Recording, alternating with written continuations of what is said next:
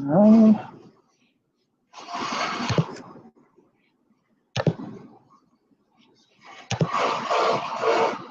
Send to everyone. Okay, so we're recording now. I'll make sure that I got all the buttons checked. And today what we're going to do is build on what we talked about last week, where we just kind of introduced the concept of JavaScript. We're going to use what we call a web mapping API. I know I've talked about those several times before, but API stands for Application Programming Interface. And what an API is, it's a collection of JavaScript code that simplifies developing your web map. Now, they have APIs for other things besides web mapping. In fact, there's just a general API for doing web development that actually makes writing JavaScript a little bit easier. And we will introduce that. We will introduce those in this course. But first, I'm going to talk about web mapping APIs. This is a web mapping course. And there are a number of web mapping APIs. I'm going to open up Chrome to show this. That's what we're going to build towards today. Close all these windows. And so here's probably the most common commercial API, and it's called ArcGIS API for JavaScript. ArcGIS API for JavaScript is a web mapping API that allows you to create a web map like this. You can see here in the documentation for this API, there's a little example on how you can create your own map on a web page using JavaScript. So you can see in this code, I'm not going to worry about this statement right here, but you can see in this code that it's creating a new JavaScript variable called map. And it is saying that it's a new map. This is kind of where the code gets called that created the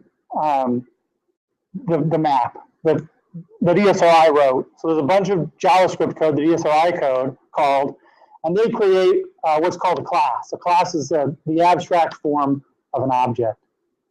So if I'm George Raber and I'm a person, okay, George Raber is the object, person is the class, the abstract form of that. So map here with a capital M, remember JavaScript is case sensitive, map is a class, and map itself is the object that's being created. So it's saying create a new object of type map. And then we're not going to spend too much time learning about the ArcGIS JavaScript API, but it is creating that map inside of this.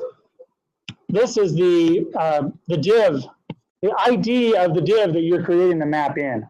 Okay, so that's how that gets created. And the other stuff, you can probably figure out what it does. Okay, it specifies where it's going to center. It specifies the zoom level, and it specifies an ESRI base map. Okay. So that's creating a map in ArcGIS JavaScript API. So it's one alternative. It's one way to add a map to your web page. Another one that's open source is called OpenLayers. OpenLayers is, for a long time, was the only real fully featured JavaScript API for creating a map.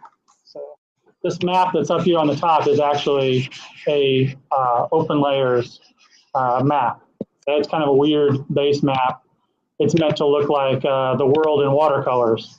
Oh, you zoom out too far, you don't get anything. But if you zoom in, you can see how it updates the tiles, and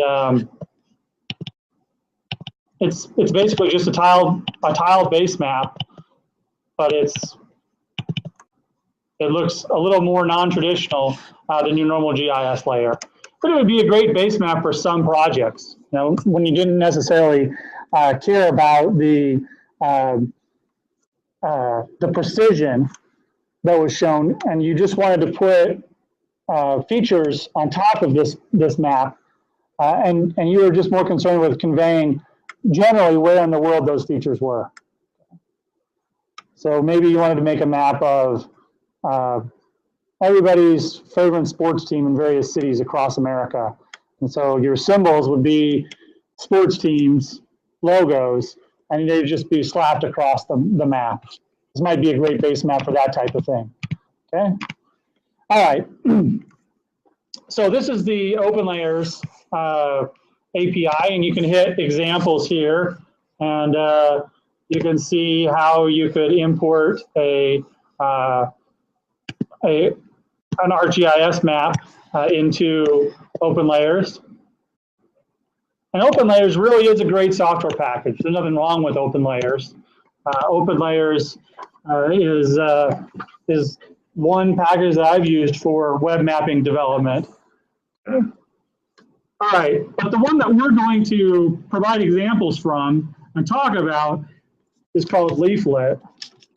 And this I mentioned on Thursday a little bit. Okay. So Leaflet is a JavaScript library for making maps, and in general, and I know that the OpenLayers people might disagree with me a little bit, the people that have developed OpenLayers, but in general, Leaflet was created at a time where it allowed it to be a little more thought out for using it in other places, particularly like in mobile maps. Okay, when OpenLayers was created, very few mobile maps on mobile devices existed. Leaflet's a newer project, and so it has that thought in mind to keep it as a small library. So when you load it onto a device, it doesn't take quite as long to load as OpenLayers. Another advantage to Leaflet that I see is that ESRI has built a, they say that it's not an alternative to the ArcGIS JavaScript API, or it's not a replacement to the ArcGIS JavaScript API, but it does have a lot of the same functionality that's already contained in the ArcGIS API. They've created a Leaflet plugin. So on the back end, we spent the first month and a half of this course talking about creating map services. And now we're going to consume those map services in our web apps. And so the reason why the examples will be drawn from Leaflet is that Leaflet has some support from ESRI behind it. In other words, ESRI has built some tools for interacting with their web maps, with their web services, sorry, inside of Leaflet.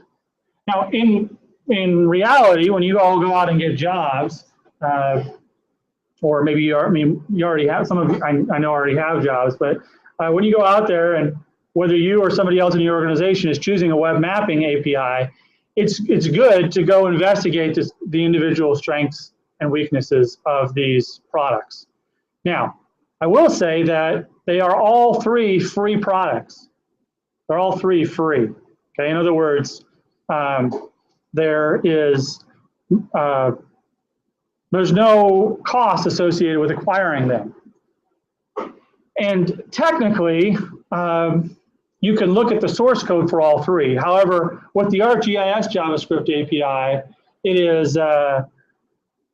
it's really hard to read through. Okay, it's not documented. It's not meant to be human readable. Okay? It's been made small, and which makes it really hard to read. So technically, they're all three open source, but Leaflet and OpenLayers actually provide a human readable example. A human readable version, so that you could make modifications. Okay. So sometimes JavaScript libraries like this are minified, is what they call it. They're made smaller because On the web, remember, everything is just basically either an image or a text file. So these are text files that were loaded. So when they're minified, the variable names are made really short, like A, B, C, D, E, F, G. It's just hard to read them. All the white space is taken out. And so it's really kind of difficult to read what's going on. All right, so Leaflet is what we're going to do. Now, for the project that you create, you're welcome to utilize, and you'll actually start to realize, hopefully, towards after you've been using these things for a couple weeks, hopefully you'll start to realize that the things that you've learned are portable to other aspects of the web, particularly other aspects of JavaScript. And the exact line of code that you need to do to, let's say, create or to add a WMS service onto a web app, the exact code might be different than it is in OpenLayers versus Leaflet versus the ArcGIS JavaScript API, but it's still going to be something like, map.addLayers and the name of the layer, or add layer and the name of the layer. It's going to be something like that. So you just need to learn the exact syntax in order to get that done. And that's what this page here is all about. Okay, each one of these APIs have what they call an API reference. It's a documentation, usually with good examples of how you do various things. Okay, how you interact with various objects. The map is the basic thing, the basic object for all of these things. Okay, so we've got some examples. We've got some options and some events for creating a new map. Okay, here's some of the options. Okay. So here's the usage example. This is the similar thing to what I showed you on the ArcGIS webpage. The ArcGIS webpage looks similar to this. So this one says, okay, we're going to create a new map using the map div, and we're going to center it at this place, and it's going to have this zoom level. Yeah. All right, so I think that one way to start, the best way to start learning this is to build on examples. So what I want you to do, or maybe you can follow along, like I said, in the last lecture, or you can rely on the video notes and do this later yourself. But what I'm going to do is go up and look at the tutorials and just the very first Leaflet Quick Start Guide. Leaflet Quick Start Guide. So this is an example of a basic map. Okay? If we hit this view example on a separate page, we're going to get an example here. So here's a very simple example. It looks like a base map's been added. Okay, this is a base map. It looks like there's been some polygons added, a pop-up, and that sort of thing. So we would expect to see in the code how they did these things when we look at the code. Okay? Another thing that I forgot to mention is that although both of these, both OpenLayers and Leaflet are open source, they both have commercial backers behind them. Okay? More so with Leaflet, actually. So Leaflet's commercial backer is this company called Mapbox. I think we talked about Mapbox earlier. All right.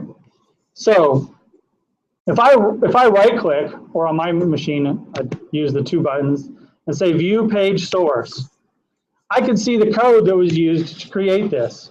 Okay? What I'm going to do right now is copy, starting from the very bottom, copy the entire thing.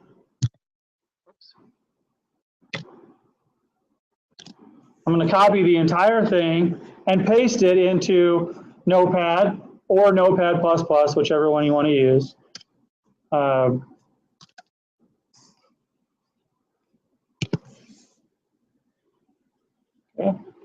There's Notepad. And I'm going to have to create a new one. I'm going to hit Control V. Okay. And if you're using Notepad++, I pasted it in there. Control V paste. Using Notepad++, it'll just look, like this until you actually go and say File, Save As, and you specify what type of file it is. So I'm going to just type in Leaflet. I'll just type in LL example, stands for Leaflet example. And then you have to make it a .html for it to work right. I don't see it on there. Hypertext markup language file. So LL example.html. And I'm going to save that. Okay, once I save it, if you're using Notepad, it doesn't change the look. But if you're using Notepad++, it changes the look on there. And by the way, this what we talked about Thursday and what we're going to talk about today, you could do on any computer that's connected to the internet. We're not actually going to start consuming services until Thursday. So, well, we're not going to consume our own services until Thursday. We're going to consume, right now we're going to consume some tiled maps that are somewhere else for our base map. So that's what this line of code is that we'll get to in a second. Okay, so if I go back to Chrome, or actually I'm going to go look up this in Windows Explorer. If I go try to open this new LL example that I've just created, and I say open with Google Chrome or whatever web browser you want. I prefer to use Chrome or Firefox.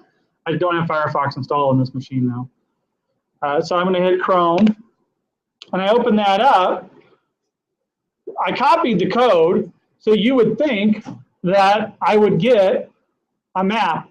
I would get the same thing, right? Well, I don't, okay? And we're going to figure out why. All right, first thing I'm going to do is not reintroduce, see what the debugger says. If I go to More Tools and Developer Tools, I can see what the errors are, okay?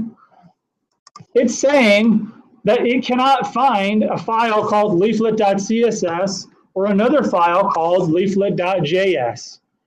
Okay? All right. And then it says L isn't defined. Well, L is going to get defined in leaflet.js. Okay. All right. Let's go back and look at the code here for a second. So what it's basically saying is I'm trying to find this file. And I'm trying to find this file. And those files, they don't exist. Well, that's because, anybody know why it can't find those files? What if we were trying to reference an image? And right, it's not on this computer's disk. Okay? The reason why this worked when it was up on Leaflet's website is because that file, leaflet.css, was located on their disk. So it can't find that local resource because now it's looking on my disk. I need to tell it to go look on Leaflet's disk for that file, and it'll find it. Okay. So, for example, I could go back over here and click on this button, and it would tell me where that file exists. This is the CSS file that Leaflet needs to do its job. What is a CSS file again? Well, we talked about CSS. The middle S stands for something. CSS. Styles, right? So these are the styles that Leaflet will use. Probably it helps control the map box and the way the tiles come in. If the tiles are numbered, it can control where they go when they're brought in. So there's things that you can control through styles.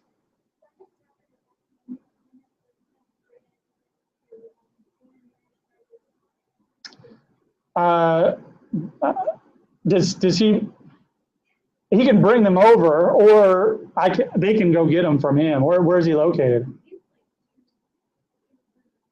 Okay. Yeah, if he doesn't mind just bringing them into the classroom and setting them down, that'd probably be the best. Yeah, if he's really close. All right. So your test will arrive shortly. Tell Dr. Carter that I really appreciate it. Okay, so these control the styles. Really, we don't have to worry about this. This is kind of like unimportant to us, but we still need to provide a reference so that the map knows how to style itself. Okay. All right. So what I'm going to do. Sorry, were you about to say something? What I'm going to do is copy this URL, leaflet.js.com/gist/leaflet.css. If I copy that URL and paste it into my example right here, now I've created a reference that will actually load that file. Now it's going to look at http://leaflet.js/gist instead of looking for it on my local C drive, my local drive. I have to do the same thing for the for this one. I could, in fact, just copy and paste this portion right here, and it will provide the same information. Oops. All right. So now I have referenced the actual location of those files. So if I hit Control Save and I go back over to my, now see I'm at my local version, C:// and I hit refresh, it's going to load the map. And now you'll see that I don't have any errors at the bottom. There's no errors, that's good. So what I've done is added a map to the page, and obviously I've put on a few things, but we don't know how that's done yet. So let's look at that. All right. So we can see this line of code right here. That's the very first one. So we see that what this is doing is saying, okay, I'm going to create a new JavaScript variable, and I'm going to call it map, and I'm going to set it equal to l.map. L is the overall leaflet object. Okay, it is leaflet. Okay, so I'm saying leaflet.map, create a map, and it requires that you tell it what div that you want. Okay. So what do I mean by that? What is this referring to then? When I say it's referring to a div, can somebody tell me which line number? I've got my lines numbered there because I'm using Notepad++. What line number is it referring to there with that map in quotes? What's it? What'd you say? 13. 13, exactly. Okay, so this is map here. I could call my map anything I wanted to. I could say, you know, my map, or I could even put two maps on the page. So this could say map 1, and this would have to say map 1. Okay. That doesn't mean that this needs to say map 1, because this is the name of the variable in JavaScript. This is the name of the map div, the div element that it's going to be placed into, the HTML element that it's going to be drawn into. Okay. All right. These are the attributes of that HTML element. Okay. What if I wanted to make my my map larger? What if I wanted to make it bigger on the page? I want to make it 600 by 600. How would I do that? Right. I changed the width and the height right here. Okay. Very good. So I could change this to 600. I hit Control S, refresh the page, and now I've got a larger map. It's harder to see because now it goes off the bottom of the page. Okay, I'm going to change it back so that I can still see my debugger on the screen. But that's how I do that. I could make it wider. I'll leave it wider. I'll make it 800. Refresh the page. See that? So now I've got a wider map. All right, good. All right, so let's go back to this line again. Now, Leaflet works in kind of an interesting way. Almost all the objects return a new object. So this says, okay, this L.dot map is going to return an object, and then it's going to set the view. We could have done that on 2 lines. Let me show you what I'm talking about here. I could say map dot set view. I didn't have to do that all together.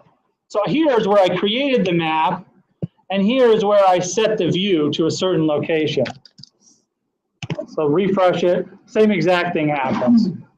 So sometimes if it helps you to do things in 5 steps in 1 line of code, you can do it that way, or you can break it apart. All right, it's pretty obvious what set view does.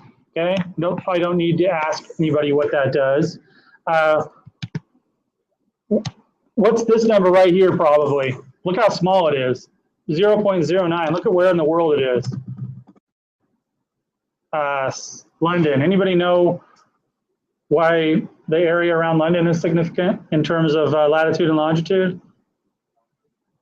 Yeah, the prime meridian. If I change this to 0 even, it's going to center the map right on Greenwich. Greenwich is a suburb of London. Okay?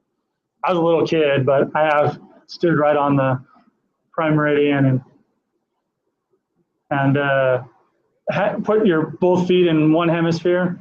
Anybody ever go to Four Corners? Same kind of thing. You can be in 4 states. Anyway, they've also got like the stick that was used to, or well, 1 stick that was used to measure out a meter. Of course, they did that in London, but I mean in France somewhere. But anyway, so we moved the map over to Greenwich. So London's over here. I don't know exactly where the observatory is, but it must be close. Obviously, it's not in the middle of the Thames River. Okay, but it's somewhere along this line. So what happens if we want to? What happens if we want to center this on? I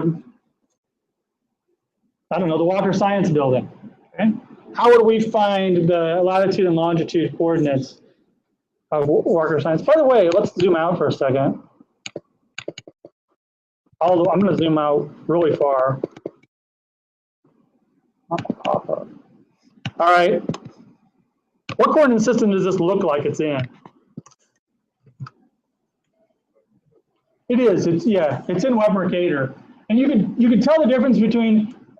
Can anybody tell me what the difference between Web Mercator and just using latitude and longitude as a coordinate grid would look like? Like how could you just look at this map really quick and determine that it was probably in Web Mercator rather than latitude and longitude? What would be different about it?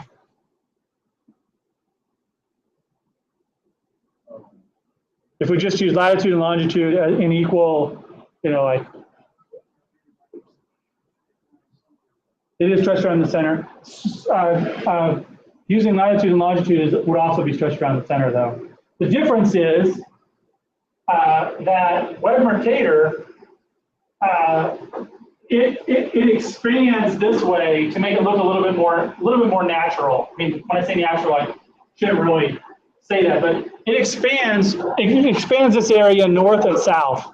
If this was in 4326 latitude longitude, if you use 84 latitude longitude, these areas would be more compressed and it would look more drawn. It would look more drawn out as a result. Okay, because as you go further north, 1 degree of latitude becomes smaller and smaller relative to 1 degree of longitude. Longitude gets like really tiny. 1 degree of longitude, the difference between them at the North Pole you can walk all the way around 360.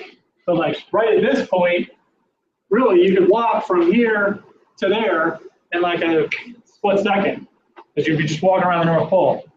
All right. So Web Mercator, since it's using latitude and longitude, 1 to 1 is compressed a lot more in this direction. I mean, sorry, not Web Mercator, latitude and longitude. So like,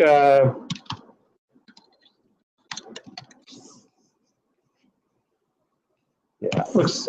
This isn't the whole world, but it looks more like that. See what I mean by it looks a little more stretched out. It's 1 degree of latitude and 1 degree of longitude. Okay, it's just a 1 to 1.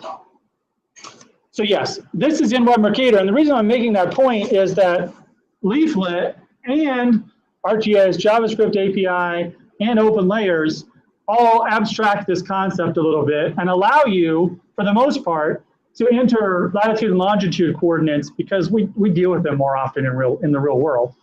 So we didn't have to enter a Web Mercator coordinate to tell it where to zoom. We could tell it the latitude and longitude coordinate. It handles, somewhere in its code is the conversion, okay? It's not that,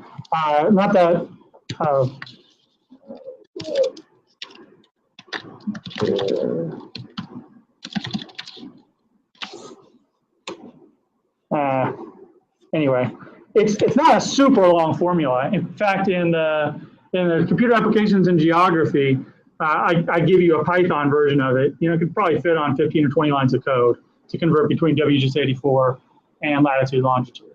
Okay. So, but somewhere in there, in the Leaflet code, there's an abstraction of this so that you can enter in latitude and longitude, and internally it is using Web Mercator, and it converts that for you and sticks that sticks the center point of the map at that location when you use that command set view. So let's look at this in the Leaflet. So I go to Leaflet and I go back to the API doc. So I hit docs and I hit options or events, usage example, creations. Modifying map state, probably. Set view. So here's the methods for modifying the map state.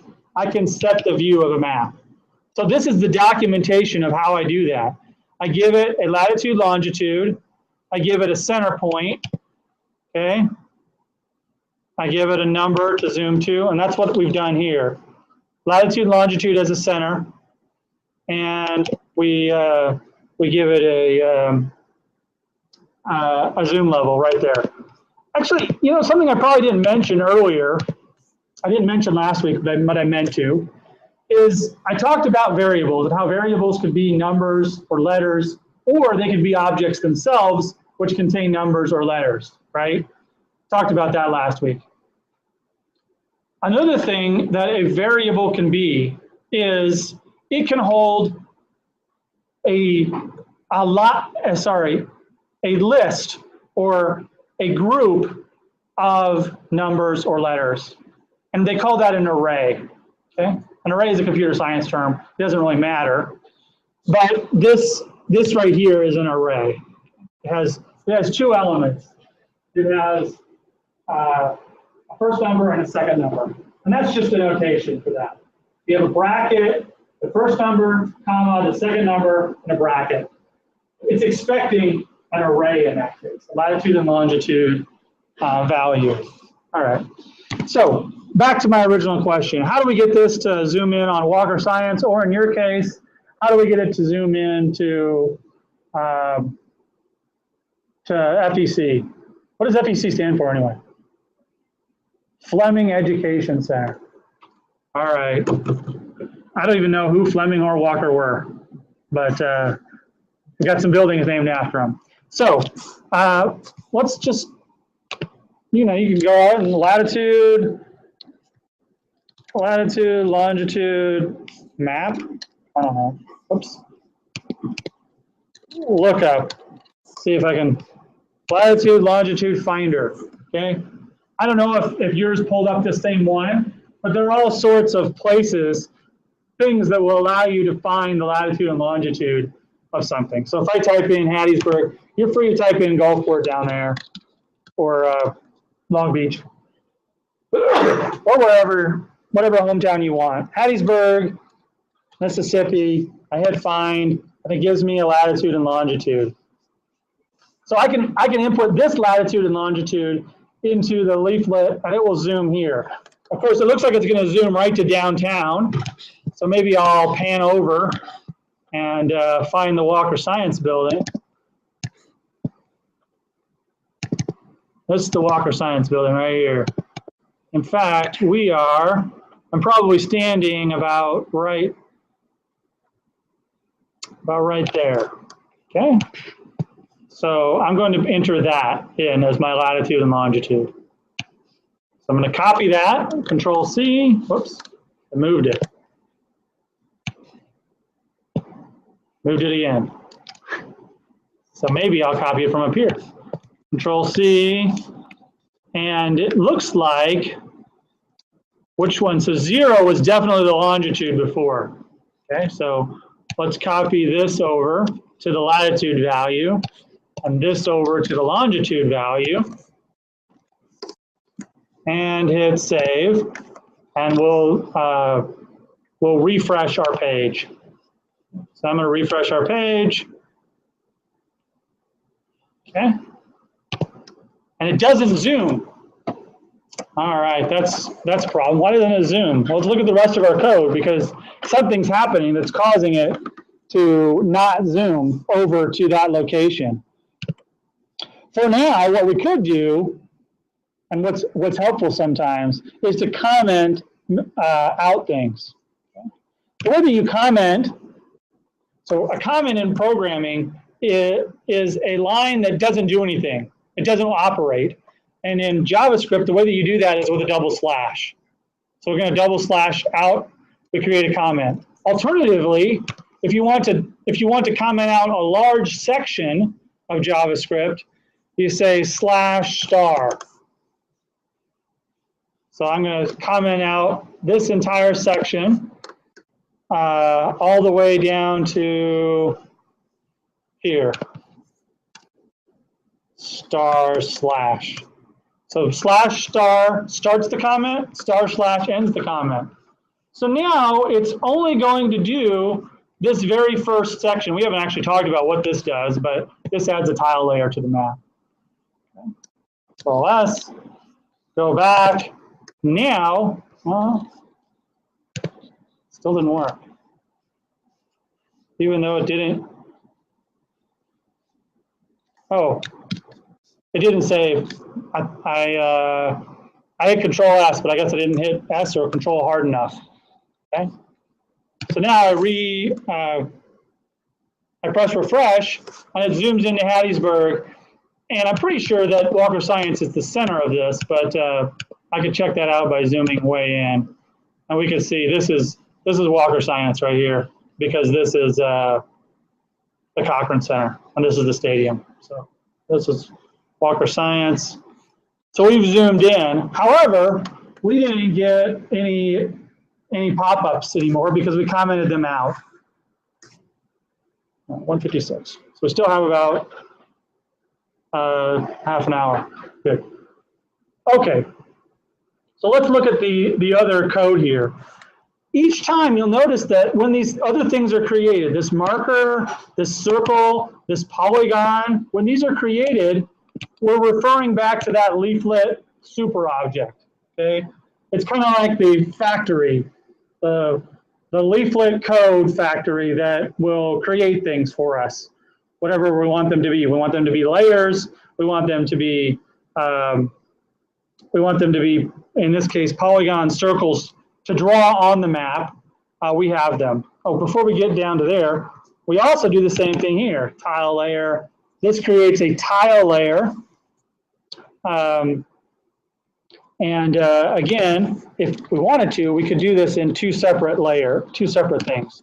I could say var tiles equals or actually maybe a better name would be base map. And then I could say base map dot add to map. See how I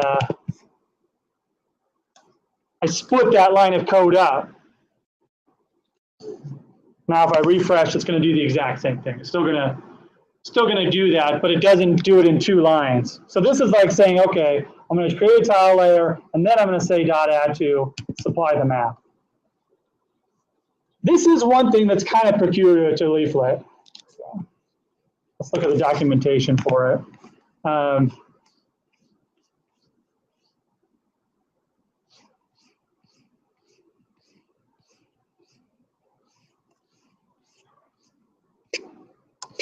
So if we go up to the map, so here's creating a new map. Here's the example of how to do that.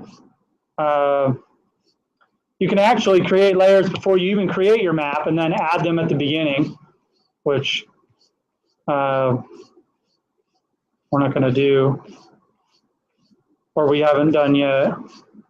Okay, there's really no method for adding a layer to the map by interacting with the map. In other words, you might think that the way, oh, there it is right there, add layer. Okay, so there is a way, good. Most of the other APIs, I know OpenLayers and ArcGIS JavaScript API are both this way. They don't allow for this syntax, where we create a layer and then there's a method. Remember we defined the word method last week. Method is a function of an object. There's a method to add the layer to a map, but it's a method of the layer itself. In most other ones, the only one that exists is the one that looks like this.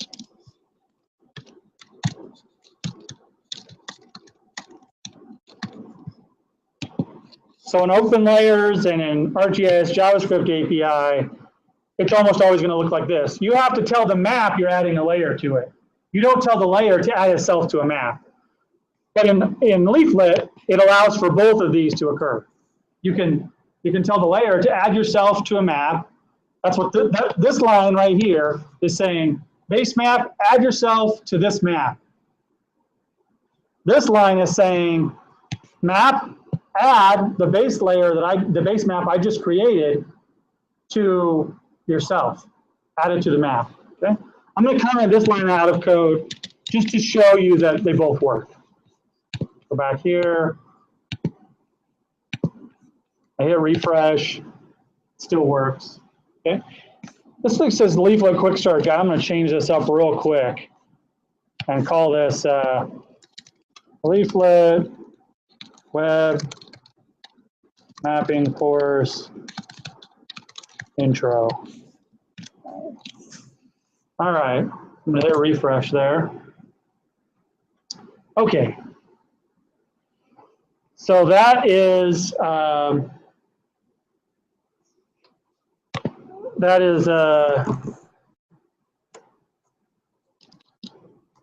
that's down to this point. Okay. So either of these are equivalent statements. But the nice thing about having this additional thing in Leaflet is that you don't have to break it up into 2 lines of code. You could create a layer and then add it to a map in the same line of code like it was before. So in other words, we could just write dot add to right there. And it would work. All right. Okay, so let's look at the rest of these lines of code. I'm going to remove that, and then I'm going to add it back to here. So now what's happening is we're going to be able to see that marker. The problem is that the marker is going to go where? The marker, where's 51.5? That's over there in London again, okay? So let's change that. We could copy and paste that down here. So now the new marker will appear where? Where's the new marker going to appear? Right, where that location is, which happens to be the Walker Science Building. I didn't copy enough. I forgot to copy the first little bracket. So reload it. When it says hello, I'm a pop-up. That's great. It's not really useful. Let's say we wanted to change it to say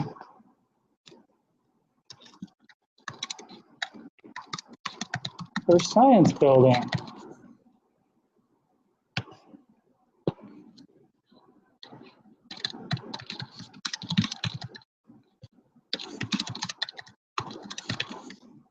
Okay. I'm just simply changing some of the lines of code, and I get information about the Walker Science Building. I might want to zoom in a little bit more. I've got, right now I have that set to be kind of zoomed out. So which way, should I increase the number or decrease the number to move in more? Do you remember when we talked about the tiled layer levels? It's not like super important. Increase the number to move in. So if I go to like 16, remember when we were creating tiled layers? If we went way down toward 20, we got huge numbers of tiles. Okay. So I'm going to hit refresh here. I zoom in. Now I can see that it's actually pointing to that Walker Science Building. Maybe 18. See if it'll zoom all the way down in. Okay. All the way down into the Walker Science Building. All right.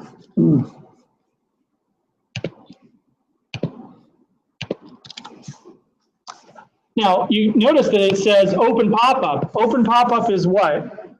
Okay. It's the same thing that add layer is here. It's the same thing as set view is here. What's the terminology? What do we call that? I've used the word a few times today. I mean, what's that? It's a method, right? Exactly. It's a method, which is a function that a object does. Okay, so in this case, it's the pop-up. So I'm binding the pop-up and then I'm opening the pop-up. If I get rid of the end of this line and I refresh the page, the pop-up won't open by default and I'll have to click it to get it, which is probably a more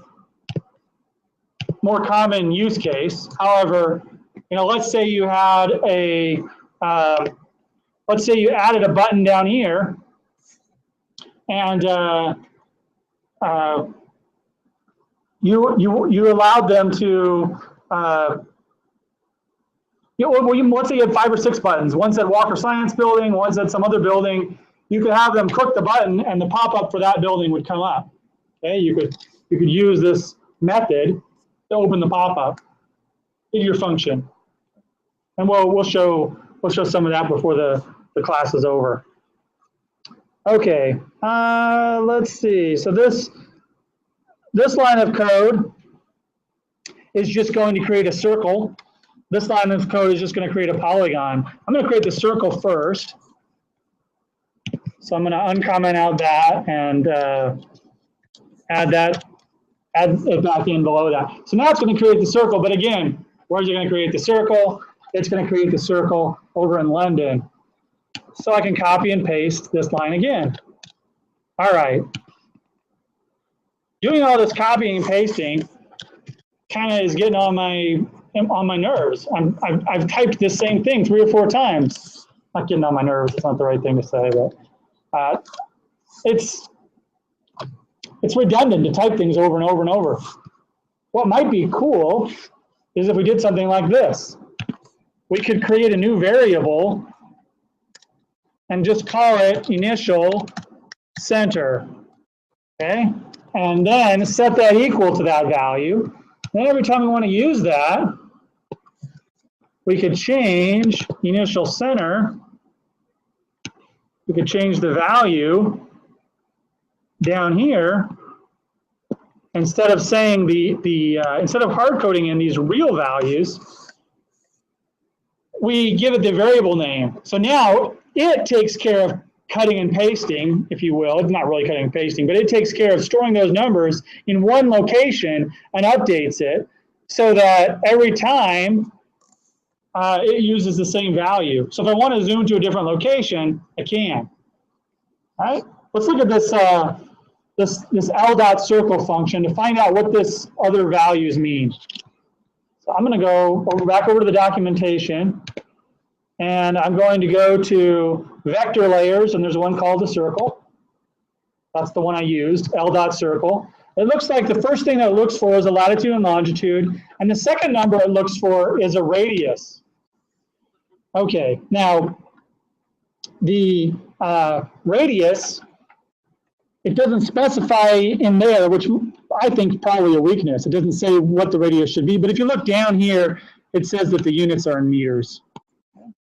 All right, so if I want to set the radius of the circle, I can change that value. That's the second parameter to this function. So this method, this function, first parameter is the latitude and longitude.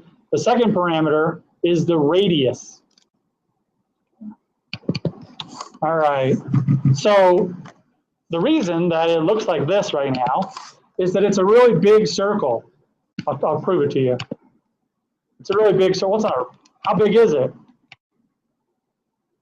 How big is the circle right now? Good guess, but it's 500 something. It's actually, if we go back over to the help, I did say that it's a weakness that it didn't put the units up here, but they put it down here. So units are in meters, so it's 500 meters. And of course, I don't know how accurate it is because the projection is off a little bit. I don't know what kind of math it's doing. I don't know if those are right 400 meters, but in any case, it's making, using some projections, making a circle of 500 meters away from the Walker Science Center. So, you know, if you just wanted to ask a question really quick, what's half a kilometer away from Walker Science, you could do that, and that's what this map is showing. See that? Everything within a half a kilometer of Walker Science building. So if I want to change this to a smaller number, I can. So now I could go to 200. And still, it's just barely outside of the view. What's within 50 meters? Now, it's within 50 meters of this circle point, technically, not within 50 meters of the Walker Science. So now I'm within 50 meters of the Walker Science building. See that? All right. I can change the color right here. I could type in, oh yeah, here's the color, the fill color. The fill color is the color inside. The color is the outline. So I can change the outline to blue. Hit refresh. How do I know that color means the outline? Well, that's all back in the documentation. So you can see path options. You hit the path options, and it tells you color is the stroke color. Okay. Fill color is the fill color. All right, so we've got the color. We could change the actual interior color. We could use words like red, blue, green. Or you can also use the hex color scheme. I'm going to make it be a blue, orange. So 3,3F is going to be a bluish color. It's going to be a little bit darker than the blue around the outside.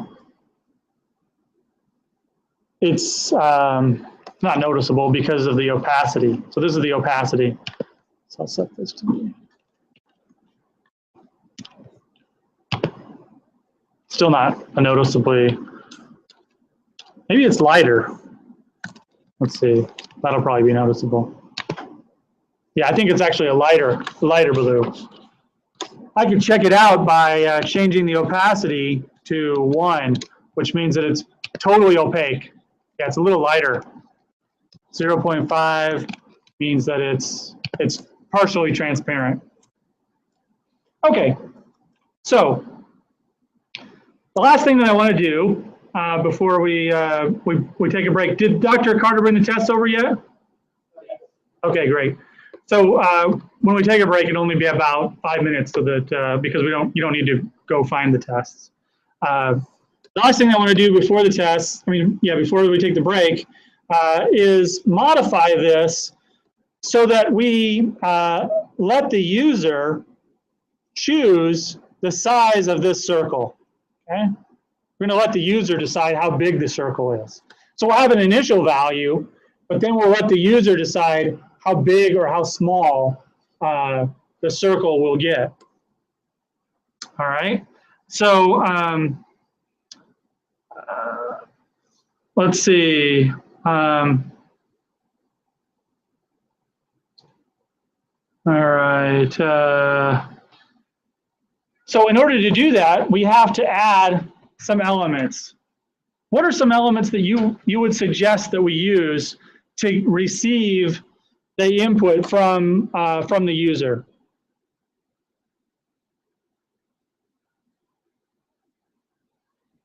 What do you think? Like I want the user to be able to tell me how big they want the circle to be. How might I do that on a web page? I mean, this is like a normal type of interface. I've got a map, and I need to put something on the page. Sorry, were you about to say something?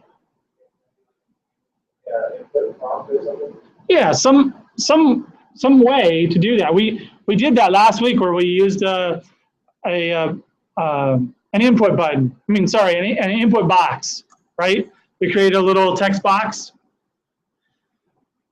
That tag was called a input tag. So if we went up here to where our tags are, here's where our tags are. Right under the map, if we created a new input and we said, I think it's type equals text in quotes. Okay. And we need to give it an ID because we'll need to grab the ID at some point. We'll need to say, what's the ID? Okay, so what can we call this? We can call it something like user distance. Okay, so it's going to be the distance that comes from the user. And I think that we can just, it's one of these where we just close it. It doesn't need an input and an output tag. Okay. Let's see if that works. Pretty sure. Yep, so there's our little input thing right there. It's right under there. It might be helpful to actually write something before it, like how big should the circle be?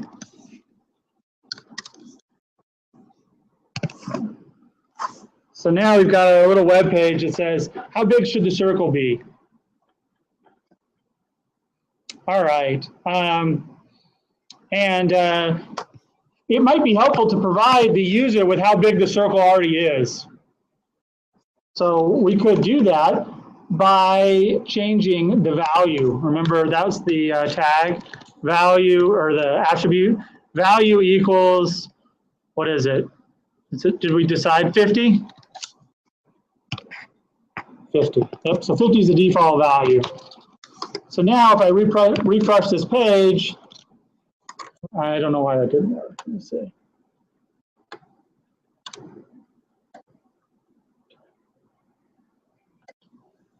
I spelled value wrong. I'm going to get rid of this slash. Okay. Yeah, that other slash doesn't need to be there. I thought that was best practice, but I guess I'm wrong. So we're just entering the value, the default value of 50. Maybe it needs a space there. Yep. Okay.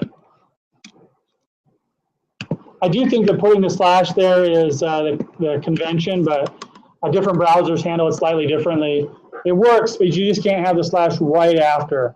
You need to put a space after it. All right. So that's the default value. Now, what's going to happen is the user is going to report how big the circle should be, but then we need a signal for us to start doing that. In other words, we need to capture some event that the user performs that will, in that event, will grow or shrink the circle based on this number. Okay? So based on last week, what kind of event can we capture that would be appropriate for this? Anybody think of an event that we might want to capture? What's that? A click? Oh, yeah, a click. A click of something like a button or an image or something that says go. It's probably the best thing. Now, there is an event that's associated with a input box called change. Okay? And if we associate it with the change event of this text box, every time we change the value, it would redo the number. It'd be kind of cool because it would do it like real time. But it might get kind of annoying because if somebody types a letter or they delete everything, it's probably going to cause an error. It's probably better to use a button. So let's do that. So we have to add a button to the page. So underneath this, we can just add a button. Okay, button type TYP equals button. Did this last week, and the ID, we're going to call this quote update distance. So we got a button that's going to, and the ID is going to be called update distance, so that we can interact with this button. Okay, and then we'll actually type update distance, and then close the button tag. So the button will actually say update distance. If I refresh that, the button actually says update distance. So ideally when I hit this button, it's going to update the distance on the map. Okay. All right. Oh, a side ache for some reason. Okay. All right. So what we need to do now is start writing the code that will actually do this. Okay. For now, I'll just put a few carriage returns, and we're just going to ignore the rest of this code. I mean, it's kind of interesting, but we're not going to use it for what we're doing. So we'll just leave that there, and if you want, you can look at it. We can refer to it, but it won't be part of our example. All right. So what do we have to do? Well, the first thing that I want to do is bind a function to that event, the click event. Now, last week, I told you that you could actually bind it in two different ways. One way is to go back up here, and we won't do it this way this time, so we'll do both. You can actually type in on click and then type the name of a function. Okay. We're not going to do it this week. This week we're not going to do it like that. That's the way we did it last week. So now you have an example of both ways because they both work and they're both slightly better for different applications. Okay. I have some code here that will bind the event programmatically. So this is how it's done.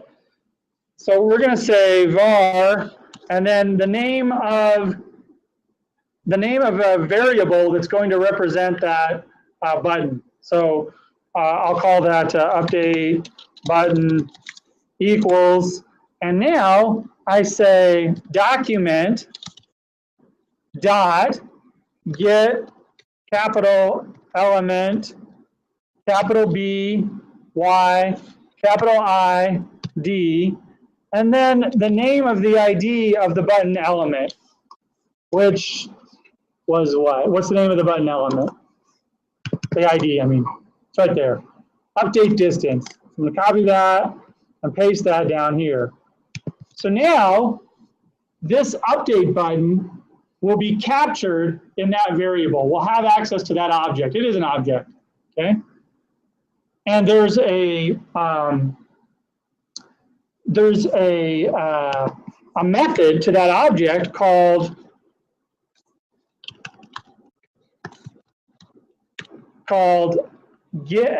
add event listener, capital E, capital L. So now, what's happening is that it's taking the update button and it's adding an event listener. So it's going to listen for an event. We have to tell it which event to listen for, because there are a few different events, like mouse over, which is just moving the mouse over the element, or the one that we're interested in is click, lowercase. So what we're saying there is, to the update button, add an event listener, click, and then you need to give it the name of a function that you're going to write, that we're going to write. Okay, our function will be called update map, or sorry, update. We already have one called update distance. We'll say update map distance. That's good. Update map distance. That'll be the name of the function. Okay. So now, when we click on the button, it's going to run a function called update map distance. And if we save this right now and refresh the page, and we try to refresh the page, it warns us that this update map distance function isn't defined. It doesn't exist yet. Okay? So we need to create it. And it tells us what line of code that we try to create this. We try to call this function on. It says, it doesn't exist. So we need to create it. So let's copy that line and create a new function. Function update map distance, and that's the way we create a function. So our update map distance function doesn't need any parameters because it's going to go get all the elements that it needs, and it's not going to actually return anything. All it's going to do is manipulate the map and the map elements. Okay. All right. So the first thing that it has to do is get the distance. It has to get that distance. Where is it going to get the distance from again? What's that?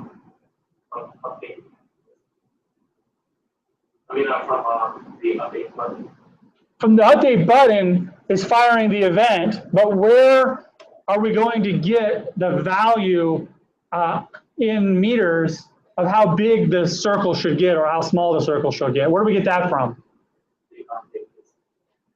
Yeah, is that what we called it?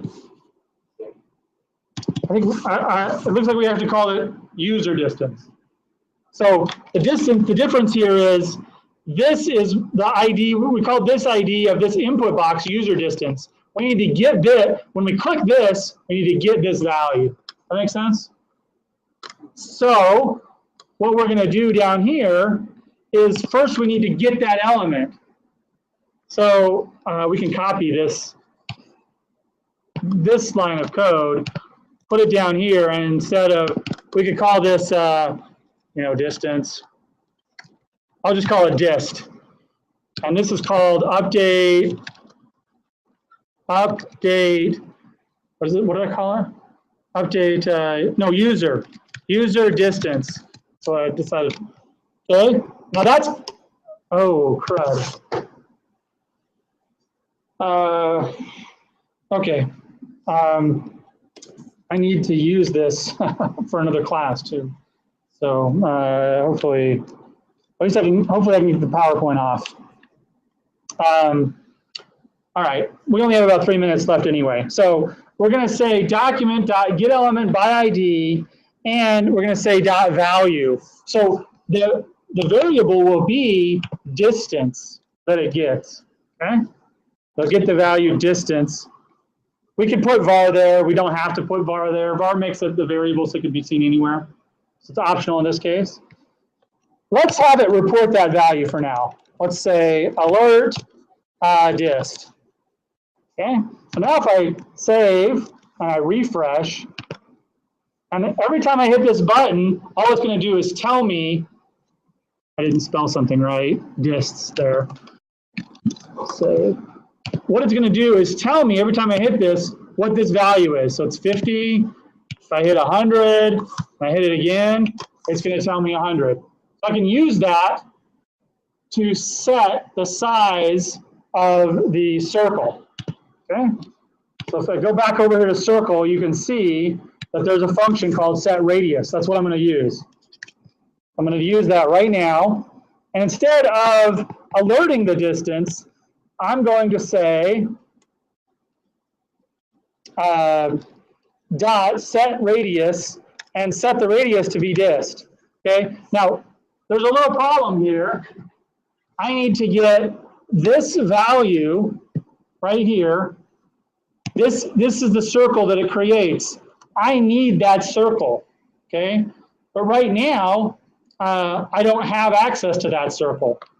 So oh, by the way, I'm going to remove this part that says bind pop-up. There's no reason to say I am a circle when somebody clicks on the circle. Okay. Just going to delete that. I need to create a variable because right now there's no variable created. It just creates the thing, but I don't have a reference to it. I can't grab it. I didn't name it. I just said create a circle here, and I gave that circle to the map, and I said that's your circle. But I went on and did other things, and I forgot to name that circle, so I can't go back and say that circle that you created. I need to give it a name in order to retain that information. So I'm just going to call this, my circle, and say, now I can go down here. Oh, I have to say var. Var my circle, because I have a cubic variable. And then I say my circle dot set radius, and I can do dist. All right. So now if I refresh this, and I change this value to 100, and I hit update distance, see how it changed the size of that circle. And I could say 99, or I won't do anything different. I could say 80, and it would change the distance. All right, so before I run out of battery on my computer, what I want you to do is, and I'll post this as a formal assignment, but I want you to go look at the map API and go to the map one. So if you go all the way up and you go to modify map state, there's a function called fit bounds. Okay, there's a function called fit bounds. I want you to add, you can do this in maybe one line of code or maybe 2 lines of code, but this is your assignment, to go in and modify this so that you use that method of the map so that every time the user enters a new circle, that circle it'll zoom to that circle. That's what fit bounds does. So you give it a bounding box and it will zoom to that circle. So you need to use that function, fit bounds right here. I'll put it, use fit bounds to zoom to circle. Okay. To the new circle. So that's what you need to do. All right, and that's not a bigger assignment. You'll get a little bit bigger assignment on after Thursday's class. Okay, so I got to close this down because I need to save my battery for a few more minutes. So I'm going to close this down and then we'll go over the test. But we'll take a 5-minute break so that I can get my PowerPoint off of this computer. Did anybody have any questions? All right, I'm going to hit stop broadcast.